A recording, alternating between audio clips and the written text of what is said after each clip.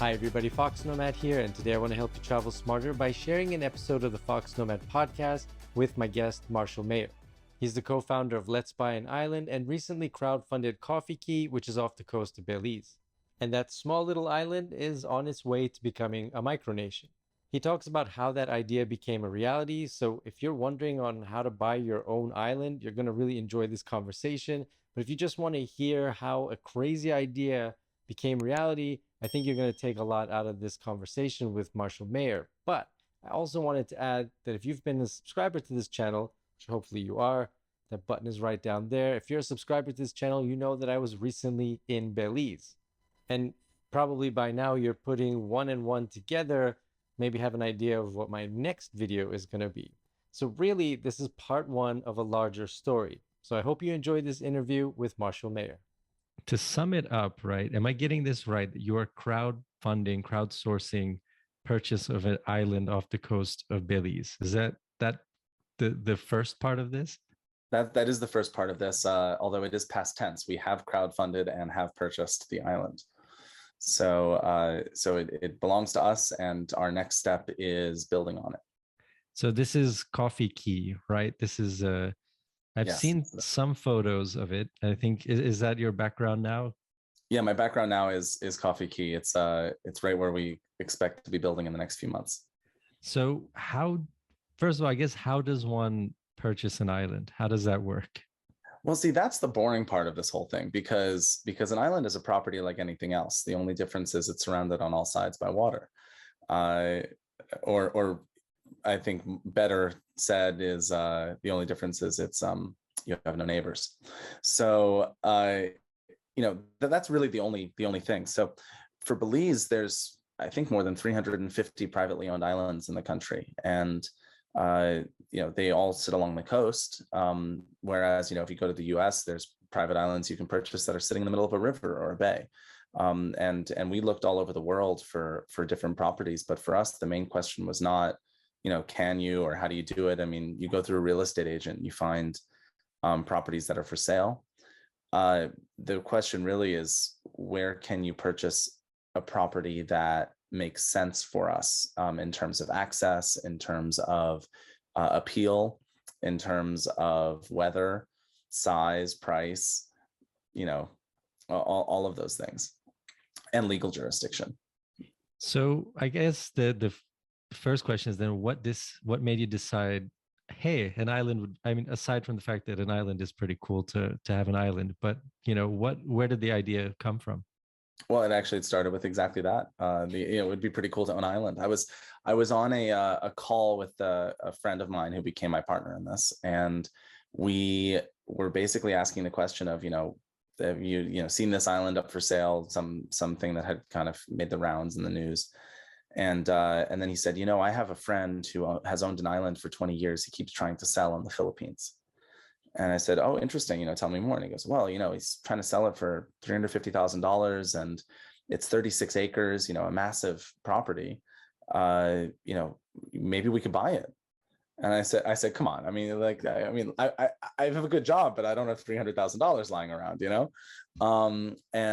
and we just started talking about, well, what if we wanted to buy an island generally, what would we get? How would we get it? And it just started with that question, and we just moved from there on to how do you fund it? Would people be willing to chip in for this with us? And what do we do if we don't raise the kind of money that we want to raise over time? And I think that's where we succeeded, where we've seen other projects like ours fail. We've seen most people make kind of one or two, but usually both mistakes, which is they say we need X dollars to be successful, and we need this island, which costs this much money. And what people forget is that islands, like any other property, these are not bottles of water in the supermarket. You can't go and spend $1 on them and walk out and it's always the same price. You can't, it's a property. There's negotiations involved. There's also other buyers involved. And when that buyer comes in, there's no extra bottle of water for you to buy. Your island is now gone. And if the price is $500,000 or whatever it is, if you can't raise that $500,000, you've now failed too, because you can't buy the island that you've advertised or the property you've advertised. And so we opted not to do either of those things. We opted to say, hey guys, there are islands out there. They started around $20,000. If we can at least get $20,000, we'll get a tiny piece of land surrounded by a river somewhere in north of Canada, and that's just what we're going to get. And then we're going to say we own an island, and that's the end of it. But at least we'll have succeeded.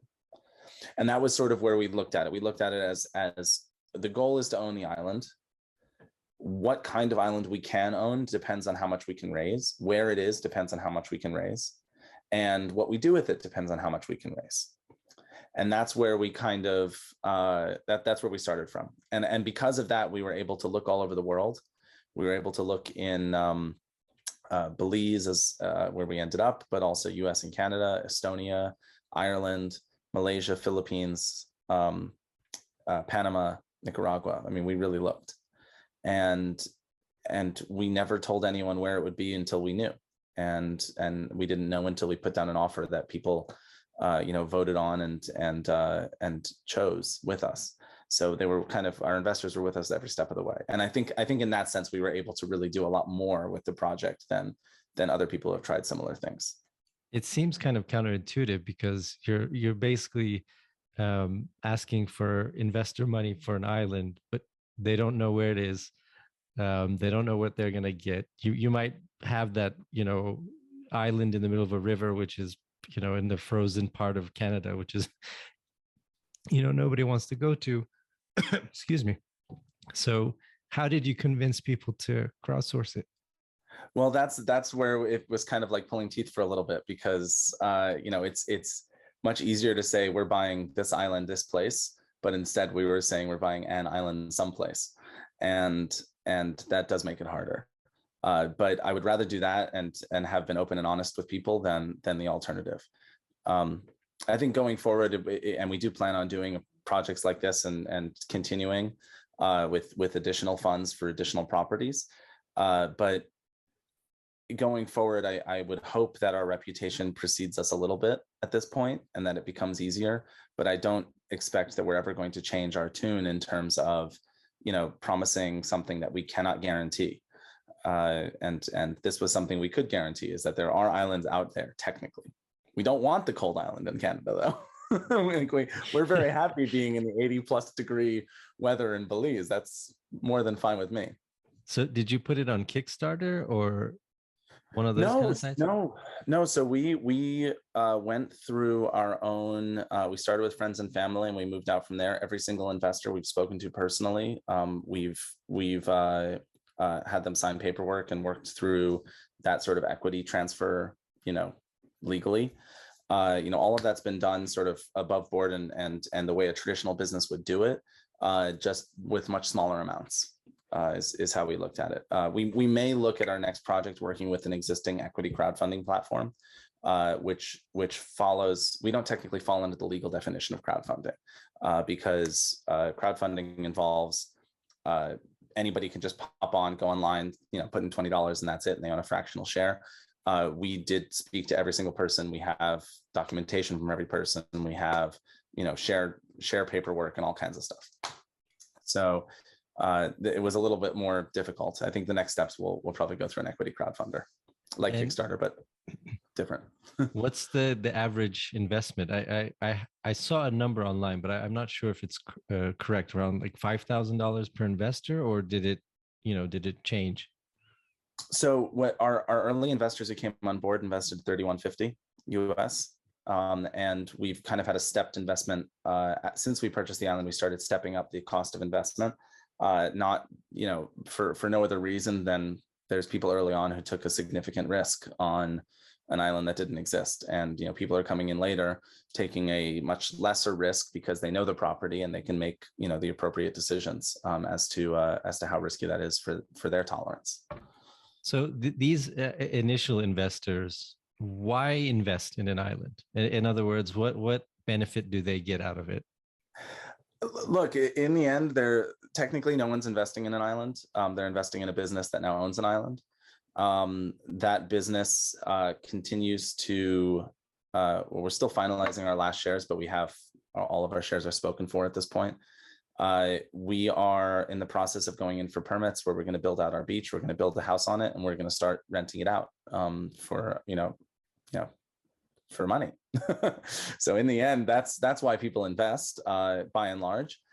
We have a handful of investors who just said, I've always wanted to own an island. I can't ever afford it. So here's $3,000 and let's do it.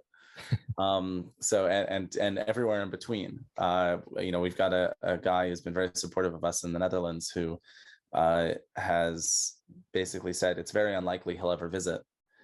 He doesn't travel much, but he just loves the dream. He loves the idea. He hopes he makes a little bit of money off of it. And, and if one or both of those things happen, he'll be happy. That's pretty cool. So basically, they've invested. The idea is you'll build a property or properties there. People will rent those out, and then the investors will share in the revenue from those vacation rentals. Correct. And it's an interesting business concept. Did you have some experience? It sounds like you have some experience with real estate before this, right? Or did you not? And this was just a first time. So as far in the real estate world, not as much as I would have liked going into this, although it was a great learning process. As far as travel and tourism, I've been to about 90 countries, and my partner in this has been to 130 something. We're big travelers, and we love going to and spending time in different cultures. So when we started on this project, we were trying to figure out where the alignment of our experience is. My partner has been in the tour and tourism industry for 15 years or so, maybe 20. And he's been bringing tour groups all around the world, for most of that time. So attracting people to come stay in a place, when he's, worked and managed hostels and small hotels. I've worked in hostels before, sort of, early in my life. That's no issue for us. The international business side, we've both been doing business internationally for years. In terms of construction, I may not have experience in terms of the real estate itself, but I've spent 2 years building homes in the Philippines after a pretty horrible typhoon there almost a decade ago now. But I spent time working with local architects, local builders, training people up, getting the construction done with relatively cheap materials to withstand typhoons. So in terms of building in remote places on islands, I actually have done that. And then we're actually also partnering with a really interesting and innovative company called ArcSpace that we are looking to use their construction on the island, or at least partially, which they specialize in off-grid sustainable housing. So that's going to be, the idea is that we're going to have a housing solution, which is, several bedrooms that people can come and stay in, but it'll be solar powered, but not just solar powered, but it'll also be wastewater was going to be processed and cleaned so it can be released back into the ground without harming the ground or leaching into the water. We have options for desalination, for drinking water, or this really cool technology where these panels will extract moisture out of the air, and you can use that for drinking water. So some really interesting technologies, but basically, through this partnership as well, we're looking to build this up and make it a very cool little boutique eco resort. And how much did the island, I don't know if you can share, how much did it end up costing? Oh yeah, I can totally share that. We've been very open about it. We bought it for 180,000 US. I'm proud to say that's a little bit under half of what the owners originally asked for, the prior owners. So, and I take that as a point of pride for my negotiation skills. But we bought it for 180 US. We paid about 40 in terms of taxes and fees, with the transfers and lawyers, et cetera. So all about 220, about all in. And we expect to spend about the same on construction as well. And so I've actually have a trip to Belize scheduled for like in 2 weeks. So I've sort of been looking at these islands, and I was like, where exactly is Coffee Key when it comes to the geography of Belize? So we're about halfway between, maybe not halfway, a little bit outside of Belize City on the way to Key Calker. So it's due north of the city. It's about 6 or 7 miles, really not super far. It takes about 15-20 minutes by boat from the shore. If you're interested, I can hook you up with my boat guy down there. He's a great dude, and he will take you out there, bring a couple of cold beers, and you can hang out, and check out the property before it's settled. I would love to do that. I'll definitely take you up on that. All right, we'll touch base after this. Cool. So, how does it, I guess this is just silly questions when you think about an island. How does it work? And, when you show up at the island, how do they know it's yours? In other words, I guess anybody with a boat can just right now just show up at the island? Oh yeah, and they do.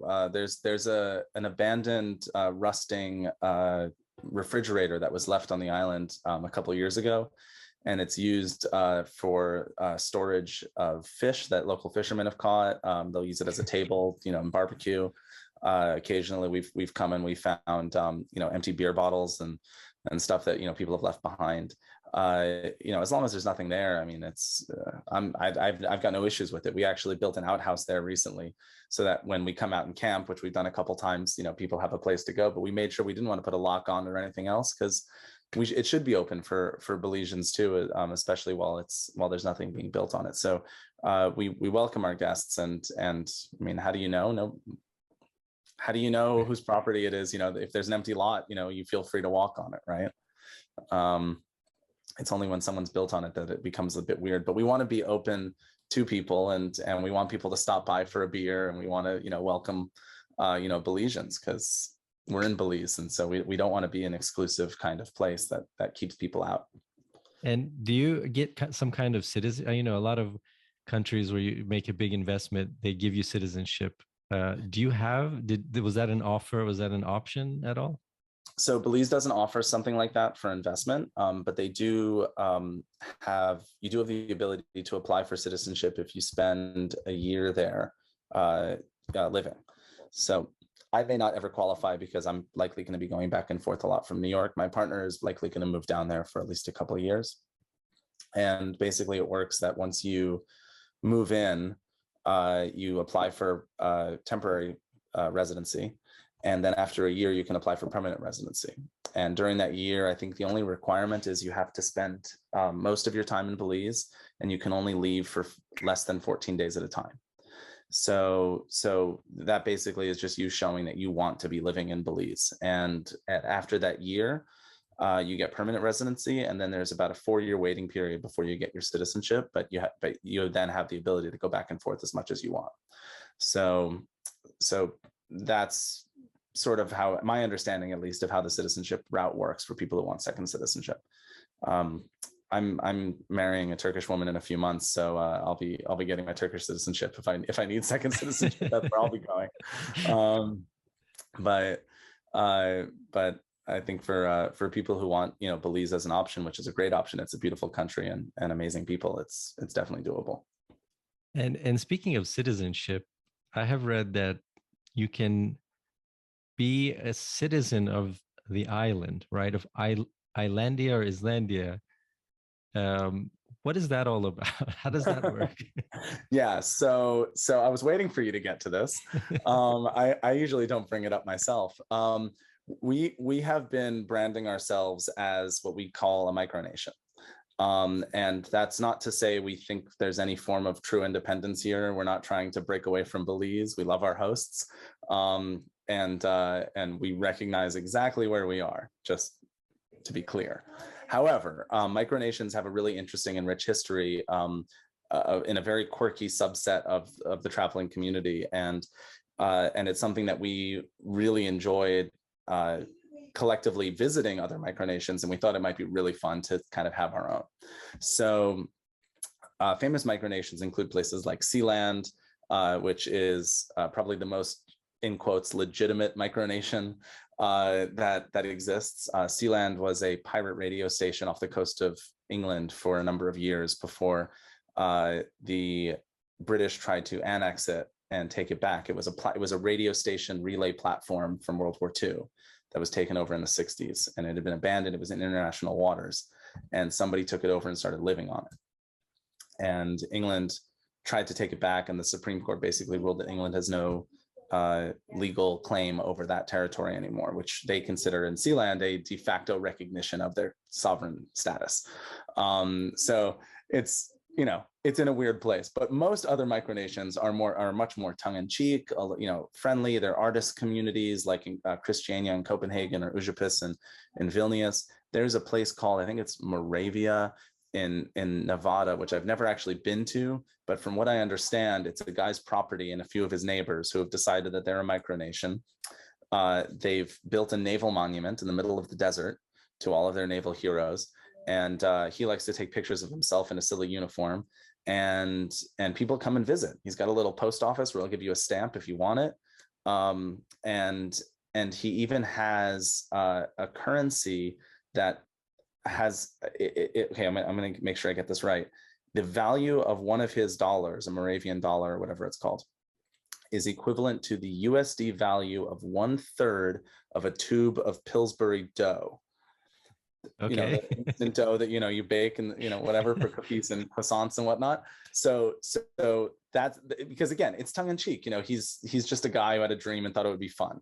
And famously, I think he once told a news outlet that he still pays his US taxes, but he writes foreign debt on the checks, or foreign aid. Sorry, foreign aid on the checks. You know, is that he's like sending it to the US. Yeah, the IRS. Yeah, but anyway, point is, it's a really fun project for us, and we're branding ourselves a little bit as a micronation. So for us, it's a big international community. We've got 600 plus, you know, citizens now, you know, jumped on board and just thought it would be really, really fun project to support. And they range from, you know, Nepal, India, and Bangladesh, all the way to, you know, Australia, New Zealand, you know, to, you know, all over Europe, to as far south as, you know, Argentina and Chile. So it's really, we're all over the world in terms of people who find this a really, you know, fascinating project. And I might add also, you know, Belize and its neighbors too, if I've joined on board. So yeah, sorry, go on. No, I was just going to say, so how do you become a citizen of Islandia? Well, if you go to our website, letsbuyAnisland.com /shop, you'll have the opportunity. You can get citizenship, you can get a noble title, you can become a lord or lady of Islandia. If you'd like a physical ID card from us, you can get one as well. And that all that says is, you know, identification card of the Principality of Islandia. So you know, all of that's available. At some point we may decide to do other stuff, novelty passports or other titles or whatever, you know, what have you. But for now, that's what's available. And you can also get, you know, t-shirts and mugs and you know, bags and other things that, you know, if you want to support us, I think that would be great. So basically, you know, you still are going to Belize to get to Islandia, right? To get to your micronation. It's not that you're going to have a separate, you know, like, I guess you're not going to have an airport on the island where you're I think we don't have enough room for our international airport quite yet. Indeed, I think you know, to come to us, you'll have to fly into Belize or cross the border from Mexico. From Belize's international airport, we're less than an hour away. I've left from, you know, 6 o'clock in the morning, granted, but I've left from New York City, you know, at 6 o'clock in the morning on a flight to Belize, and I'm on the island by lunch. So it's a really much closer than you think. And Belize is a beautiful place to come visit. And is there anything, you know, are there any animals on the island? You know, how big is the island, I guess, as for a comparison to? Sure. So the island is, it's about 1.5 acres. So it's not gigantic, but we are, you know, to give you an idea, I mean, to give myself an idea, for at least from my own context, you know, I grew up on a property of 1 acre with a house, you know, of about 3,000 square feet. You know, it was pretty sizable. There's a family of 4 in the suburbs, and we never ran out of room of things to do and places to be, you know, on that property. This is 50% larger, and we're going to build about 50% smaller. So we are, you know, it's a lot bigger than you think, and we're looking at doing things like weddings and other, you know, other events out there as well. But yeah, the property is about 1.5 acres, and we actually would prefer it that way. It's intimate and it's nice, and it, you know, you really feel like you're on a place that's quiet and natural. So as far as animals, there's no big animals at all. We have talked about getting an island goat or an island dog or both. Um, but nothing has been settled on yet. We have some small lizards, hermit crabs, some mosquitoes at night, but not much because we get a lot of wind coming in from offshore. And yeah, and as we build on it and start clearing some of the grasses and stuff, we'll lose a little bit of that. But we want to keep as much of the natural life as we can. And we don't have anything dangerous. I mean, there's no snakes or anything like that. So that helps. Yeah, definitely. You don't want a vacation island with, deadly snakes. I think there's one off the coast of Brazil where it's like the most deadly. Oh, the Snake Island? The Snake Island. Yeah, I've read about that. It's like, some researcher ended up, I think they didn't know at the time. They just ended up there. It was like their boat broke down, and I was like, oh, not the place you want to end up. Yeah, I mean, yeah, it's not a great place. Apparently, the island at times, if you sail close enough to it, it looks like it's moving because there's so many snakes on the island, which is just unreal. I can't even imagine. That creeps me out so much. Yeah, that's no way. You couldn't pay me enough to go visit that island. No, I fully agree with Indiana Jones here. Like, I really hate snakes. Yeah. So when you've gotten a lot of media attention about the island. Why do you think that is? I mean, is it because it's one of the few success stories and it's just such an unusual way to buy an island? I've been asking myself that question for a while. We've been published now in probably 80 publications in 20 plus languages at this point. And not to mention some news appearances, in print, online, both, and on every continent except Antarctica. So to be honest, I don't know why. I would like to think it's because all of us, every single person on the planet, has had a dream like that at some point. And I'd like to think that it touches that part of yourself, the part that kind of outgrew it, but has always in the back of their head thought, like, it would be nice to have a private island, wouldn't it? It has that, to have that feeling, I think is a really cool thing. And I think part of it, unfortunately, maybe because of COVID, I think part of it is people who have been sort of holed up at home for a really long time and are, feeling that need for an escape and seeing a story that of people who have built an escape like that, which I think is a very interesting and cool, thing to see if you're in that situation. And so I think those two things in concert really drove viewership and readership for this project. And I'm very happy it did. We received a lot of interest in investing or visiting our project. I got more than 3,000 emails in about 3 days. From the CNN article and then sort of all the articles that followed, and we answered all of them. I answered all of them, and it took me 2 weeks to catch up. And I still get 30 or 50 a day at this point of people who are interested. And I think that's both very exciting. It's also it's stressful a little bit, and I'm up late, and my fiance gets really upset with me sometimes because I'm up until 2 o'clock in the morning answering emails. But but it's just part of that growing pains of sort of figuring out where we go from here. And I think the coolest thing about this project, which is a lot of people focus on the Micronation aspect, I think it's very fun. I think the coolest thing is the way we've built this community of people who are supporting this really interesting project, and the places we can go from here are really, really cool.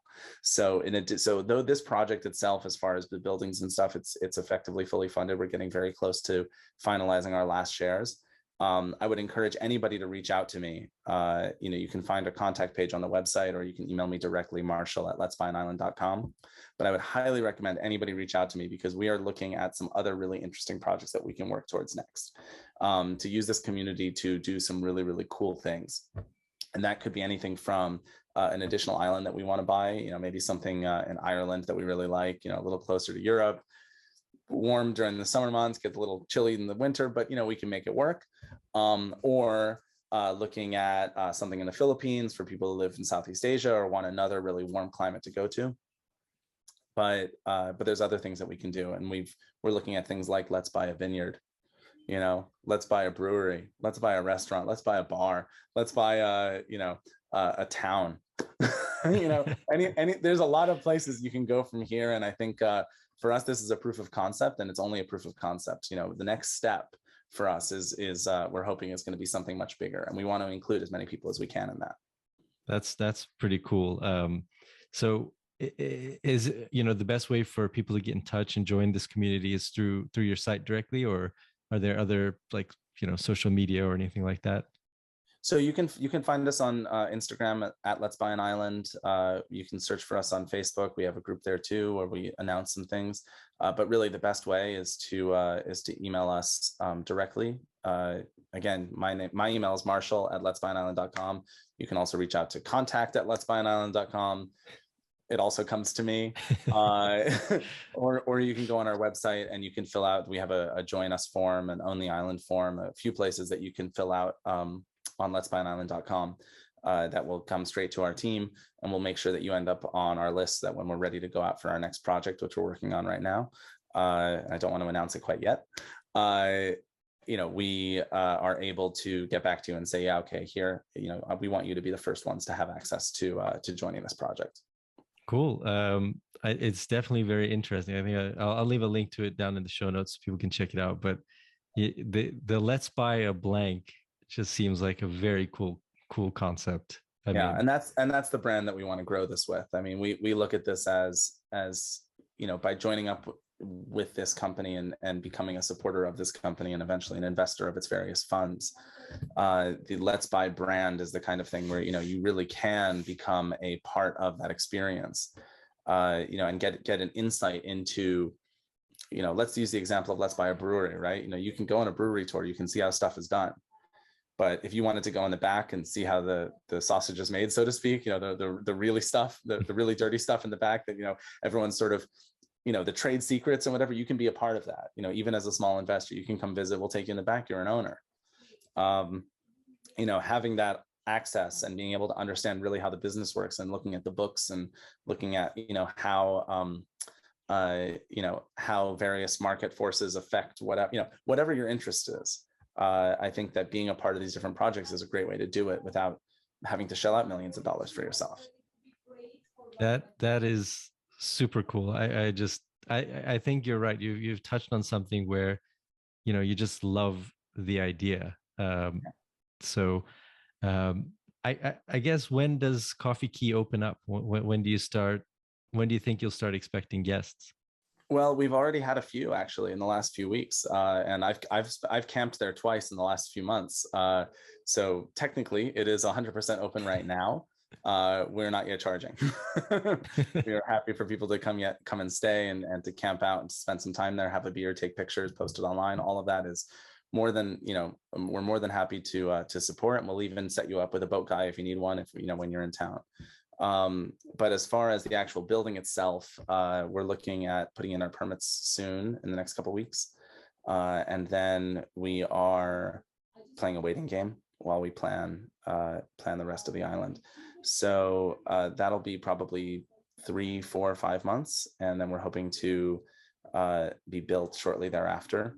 Our partners on this, on the building aspect of it, which we're again, we're finalizing, and it needs to go to shareholder approval, et cetera. But we're hoping to finalize our partnership with this company, ArcSpace, which prefabricates everything off-grid, off-site, and designs the buildings to be off-grid. So hopefully, the way that we have this planned out is we will have the property itself ready as soon as the permits are done, and as soon as that foundation is in, we can have the actual houses come in and just be craned on and attached and be ready to go. But a very short answer or a very short answer following up my very long answer would be that we're hoping for September, October as our closing or grand opening, I should say. And that's just in time for high season for Belize. Cool. So it seems like you're going to be very busy, or you are already very busy, as this first project, is well underway. Yeah, I am busy, Anil. I've got this business. I've got a wedding to plan in September. I've got my day job. I've got partners and investors that I'm dealing with. We're looking at a new project. It's a busy time of the year, but honestly, it's energizing, and it really, this is what wakes me up in the morning more than anything else. It really comes across. You can really like feel the enthusiasm, and I think it's something that's different than the usual like corporate. I guess when if it was like some big company behind this, you would think like there's the motivation just kind of gets washed away, right? But like in this case, you really do feel like you're part of something that's, like you said, like a really cool idea, and that people can be a part of. Yeah, I think you're right. I think it's you know, this is the kind of project I've always dreamed of doing, and I never really dreamed that I'd end up doing it this way. But I've just been enjoying every second of it. So before I let you go, before we wrap up, Mhm. I wanted to ask you about your travels. You mentioned you've been to 90 some countries. How did that happen? What was that process like? Were you traveling, as a kid, or was this, when you were an adult and just kind of backpacking around? How did that happen? So I think it was two things for me. When I was growing up, my parents are very comfortable travelers in Western Europe. Then we would go to France and Italy, Spain and England, and Switzerland, I think, when I was younger. And I always enjoyed that. But for me, it was an exercise in, you learn a few words, you try to get by, but mostly you can just speak English. And, you're young anyway, nobody cares. And you're with your family. So I really enjoyed those trips, and I wanted to kind of go a little bit outside my comfort zone. And then it was in high school I started studying Chinese. I was sick and tired of studying Spanish, and I didn't think I was very good at it, so I thought I'd try something new. And I studied Chinese for 6 years. I ended up minoring in it in college, and but after the first year or second year of studying Chinese, I decided to go spend a summer in China. And I told my parents, I said, I want to go spend the summer in China, and I was 17 years old. And my mom said, yeah, you can go if you can get a job, thinking that would be the end of it. So I went and I found a job in China, and I spent the summer out there. And that was when I was introduced to sort of, how big the world is outside of Western Europe, outside of the cultures that, we were very comfortable with growing up in the US. And since then I've been on the road traveling as much as I possibly can. Just came back from Antarctica in December, checking off continent number 6. I'm still missing Australia, unfortunately. Okay. But hopefully soon. Almost everybody else on the boat, that was their 7th continent, but for me it was number 6. So I love just being all over the world. I've been to almost all of the former Soviet Union. I've got 2 more to go: Moldova and Armenia. I've been all over North Africa. I haven't really been sub-Saharan yet, and that's next on my list.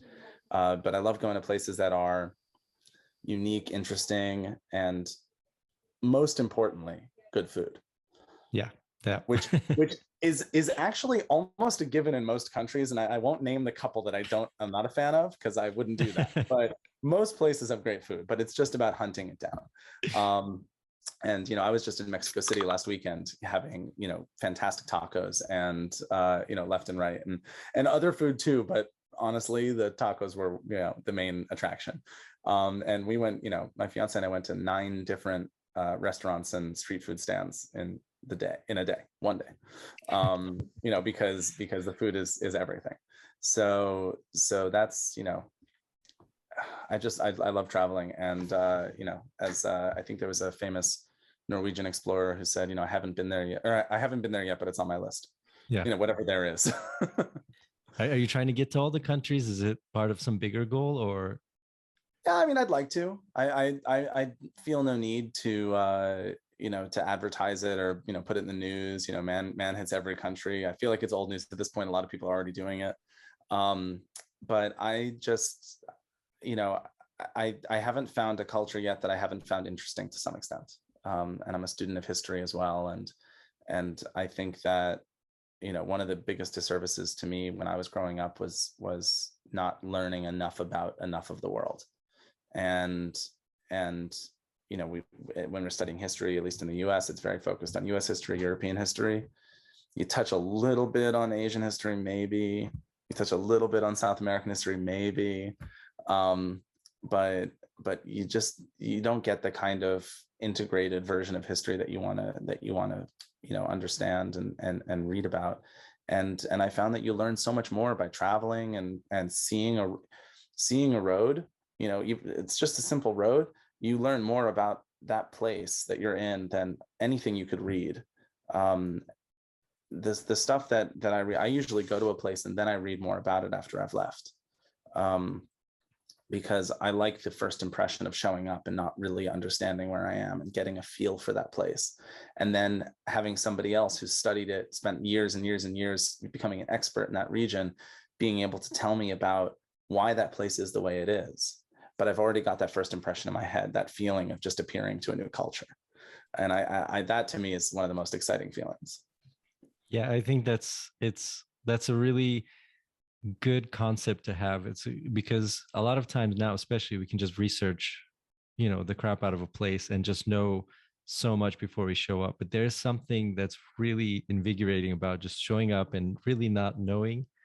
But you also mentioned something that I've noticed too, is that you can tell a lot about a place by the roads and how people feel about their roads. If the roads are good, in a lot of places, people take pride in the roads, and I would have never thought that. But it's a really, either they hate the roads or they love the roads, or this road is good and this one isn't. But it tells you a lot about a place. Yeah, it's true. And you whether it's you can tell if you've got a government that takes care of its country, if you've got good roads and good infrastructure, but you can also tell the kind of culture that you're in. There's places where keeping your distance from people, even before social distancing, keeping your distance from people in personal space is very important. And people want to, sort of give you your berth and walk around you. And you've got other places where personal space is not that important. You've got people crowded on top of each other in the streets, and you've got sellers, hawking their wares, wherever you go. And that's not to say one's better than the other. They both have their place. They're both very exciting kind of cultures to be in, but the vibe that you get is very different. And just by walking out, sometimes just walking out of the airport, and just looking around and getting the blast of hot or cold air on your face, and then sort of just looking around and seeing the way people are dressed, the way they're walking, how the roads are, what the cars look like, etc. It says so much about a place that instantly starts to inform how we experience that place. And that's why I don't like the idea of showing up to a country too well informed or with too many preconceived notions. But once you're there and you start to build those, you can really learn about where you are. Yeah, I don't know if you had this in China or if you've been to India, but I knew, okay, there's more than 1 billion people. I was like, it probably won't feel like that. It's 1 billion. It's probably like as soon as you get out of the airport, I'll never forget the old Delhi airport, and I was like, oh yeah. There's yes, it feels a lot, it's definitely a lot more crowded, but I didn't think I would experience it so viscerally until I was, it hits you immediately, and it's a different feeling. Absolutely. And yet at the same time, you get that kind of energy. I live in New York City. It's a crowded place. And, for a while I was living in the city and working outside the city, and I'd commute every day. And by the time I got home, I was tired. I was, exhausted. I'd been on a train for an hour and a half. Sometimes I didn't even have my own seat. I was standing the whole time. It was tiring, and I'd get home and I'd fall asleep. And then I moved my job to the city as well. And I found myself leaving work sometimes 2 or 3 or 4 hours later than I would normally from my other job. But even though I'm leaving work at 9 or 10 at night, I felt invigorated because you feel the energy from the city come and pick you up. And so, you're tired in the office, and as soon as you walk out on the street, because you're not commuting and spending an hour letting your body shut down, you are just sort of, at least for me, I was picked up by it. And I felt like I could go out and I could spend, hour, 2, 3, 4 with friends, even on a weeknight where I've got work in the morning, because I had that kind of extra energy. And I feel like places that have lots of people do that sort of thing for some people. And India is a good example, China as well, Philippines as well. I mean, just where you have people around that push you up and prop you up and keep you energized, I think is very cool. Even for me, I consider myself something of an introvert. I lean a little bit that way, most of the time. It's really something special. But you're right. And you walk into a country of 1 billion people and you think it's not going to feel like that. And then you spend your first day at a train station trying to get a ticket to wherever it is that you want to go. And you realize that there's really no line. It's just about who can shove the hardest. Yeah. And it's an adventure, especially when you're raised not to be not to push and shove because you're told that's rude. And then you realize, okay, if I don't do that, I'm never going to get a ticket. So, it is what it is. Yeah, it's a great part of travel is you get to see just how different people adapt to different circumstances. It's just a lot of it comes down to that, right? Like in China, was it Shanghai or Beijing? I was trying to get on the train, and it was like packed. I was like, "There's no way!" And someone just pushed me on and just smashed me into the train. The doors closed behind me, and I was like stuck. And I was like, "That's how you do it, I guess. That's the rule." And then I learned. I'll never forget the first time I was in the Philippines, and at some point I took a ferry across from the island I was living on and down to Cebu Island, and then it was another 3 hours from Cebu Island by bus down to the city. So I had to get to the city, and I was kind of running late, and I knew the next bus wasn't for another hour and a half, and I really couldn't wait that long. So the bus that was coming in came in, and everybody started rushing towards the bus and trying to shove in the doors. And that was the moment I felt like I had gone a bit native, because I put my foot on the wheel in the back of the bus, and I threw myself through the window into the bus, and I got a seat. And that was the important thing, was I got the seat. And then I had a moment to relax, and I could lean out the window and I could buy a beer and the snack from the woman selling it, right outside the bus at the bus stop. But just in that moment, you kind of realize like, oh, I would have never, ever done this or even thought about it, and, back home. But it changes you a little bit. Well, I'm curious to see what kind of culture, develops on Coffee Key, and see what happens, like what mottos you come up with. Maybe who knows what the country will be like, or the Micronation will develop on its own. Yeah, I think it's going to be a really interesting project, and we're looking forward to it and welcoming our first guest. We're looking forward to expanding our project to other cool things. And I hope, maybe we can do a follow-up in a few months when later this year when we're open for business, and see how it's going. Yeah, I would love to. That would be great. I want to thank you very much for your time. I know you're busy. It's not easy running Micronation. I'm sure. Hard to run a country sometimes, Yeah, you've got UN meetings and all kinds of things that you probably have to prepare for. But it's pretty cool. Thank you very much. I will leave letsbuyAnIsland.com. Everyone should check it out. I'll leave a link to it in the show notes so everybody can take a look and consider being an investor or becoming a citizen. And it just seems like a really just cool project to be a part of. So good for you to actually take that on, because I've heard in my travels so many people saying, we should get an island, we should do an island. And I always think, yeah, but how does it, what are the logistics of that? And you've taken a very creative way to figure that out. No, I appreciate that. Thank you, Anil. And thank you so much for having me. Thanks for watching this episode of the foXnoMad podcast. I hope you enjoyed it. If you want to check out more episodes, I'll link to the podcast down in the description below. And while you're down there, hit the like and subscribe buttons. I'll have new videos for you every week, and I will see you in the next video.